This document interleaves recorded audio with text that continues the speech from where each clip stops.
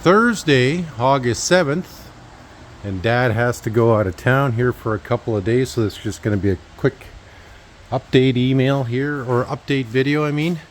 And Dad and Aiden were busy doing more sanding there yesterday, and you can see Dad has already started with the Bondo process here, but they're trying to get all that old paint off this, and then they've taken out the windows, and there's been more work in here.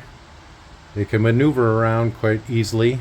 They're doing a little bit of engine work here. I don't think there's too much that has to be done. It's mostly just the paint job in the windows. And so with Dad being out of town, it's just the animals.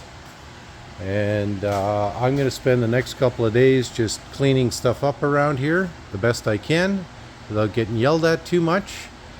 So I'll probably end up just throwing this on to the back end of another video, just so you guys can see. But air quality index here in the north is just absolutely crazy. Forest fires all throughout northern Canada. I got the air exchanger on, and you can see just how brown it's getting there, and that's just the smoke inside the shop. A little bit of grinding in there, but I've had that going full bore all morning just to clean the air in the shop, because the cat does living in here, and so does the little dog. So it's got to be breathable air in here for these guys. But yeah, Dad's out of town for a few days, guys, and I'm sorry about the delay in videos. I'm going to try and get caught up on this weekend. It's just the smoke in the air has completely sucked all the energy out of me, and I don't even have the strength to sit there and post at night. It's that bad. We got a little bit of rain last night, but not nearly enough.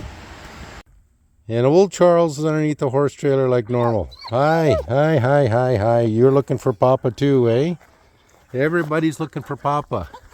Jeez. And our kitty is on guard duty, and it is hotter than sin in the shop right now.